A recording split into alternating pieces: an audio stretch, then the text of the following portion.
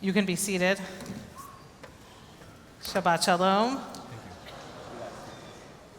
For the last number of years, probably more than either he or I would care to count, my husband has been reading the US Census. He's a historian and working on a project that requires him to find specific individuals living in the period after the Civil War. These people are not famous, and so the only place really to find them is the census. He sits in libraries and archives and in front of his computer, reading pages and pages and pages of the census, looking for a particular name, a person who will help him move forward on his project. You might say to yourself, who but a historian would read the census? The answer is all of you here tonight and in Jewish communities around the world. This week's Parsha Bamidbar opens with a census. And not just reporting that a census has occurred, but tremendous detail about the census, 46 verses to be exact, that go into the different people that make up the tribes of Israel. You may wonder why.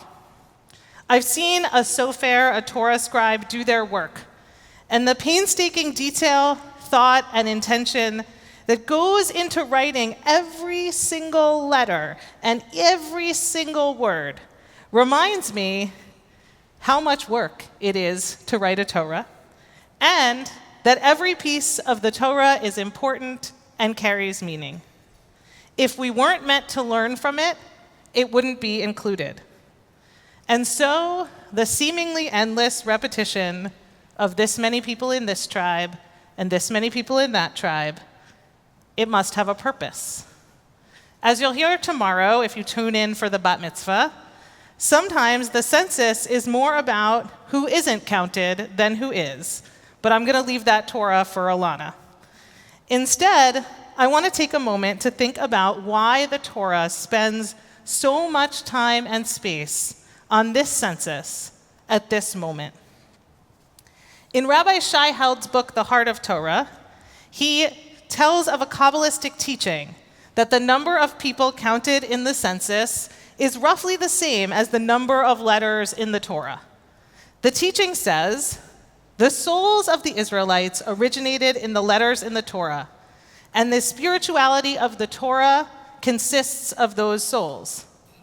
All subsequent generations of the Jewish community are branches of the original 600,000 souls. In other words, every single person represented by every single letter matters. Well, the numbers may not be strictly exactly true. The message stands that without even one letter, there is no Torah. Without even one person, the community is not as it should be. Every letter brings something unique and essential to the conversation. I don't know if you had the chance to see the photos which were shared on Central's social media this week about one of our very old Torah scrolls that is being repaired. Unlike some modern Torah scrolls where the script has been standardized, this scroll has ornate and decorative letters in different places in the scroll, indicative of the scribe and his location.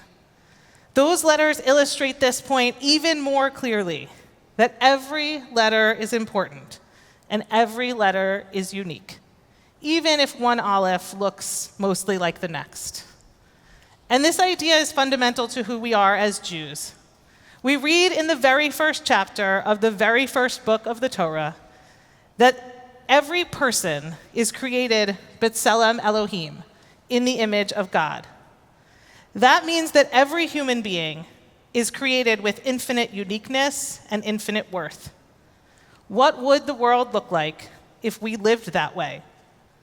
What would the world be like if we saw the humanity of a man on the subway screaming about his suffering for all to hear? What would it be like if we acted on the idea that children's lives are worth more than guns?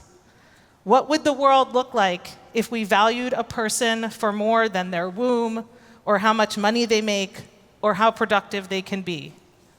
What if we understood that our uniqueness is what makes us holy and not frightening, and made strides to understand one another? I'm not saying it would be easy, but it would be holy work. It would be the work of creating a Torah together, of building something so unbreakable that thousands of years later, people still tell our story. Every Tuesday night for the last 9 months, Rabbi Lorge and I have gathered with our confirmation students to probe the questions of who are you? What is your task? Why are you here?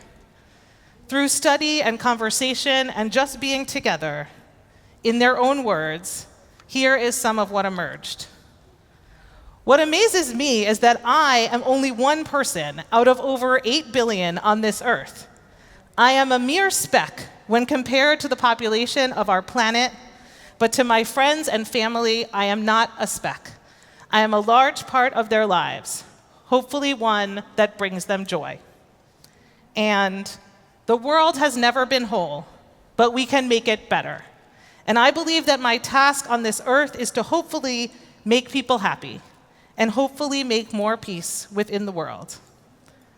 And understanding one's identity is no easy task. And perhaps in my life, I will never be able to grasp the full potential of my identity. Still, I know that my experience in confirmation class has pushed me closer to self-understanding. Confirmation class has allowed me to continue to discover a major part of my identity that I value highly in my life, Judaism. Judaism and Jewish culture are rich and diverse, and having this opportunity to continue to understand how my Jewish identity is integrated into my life is something that I am truly grateful for.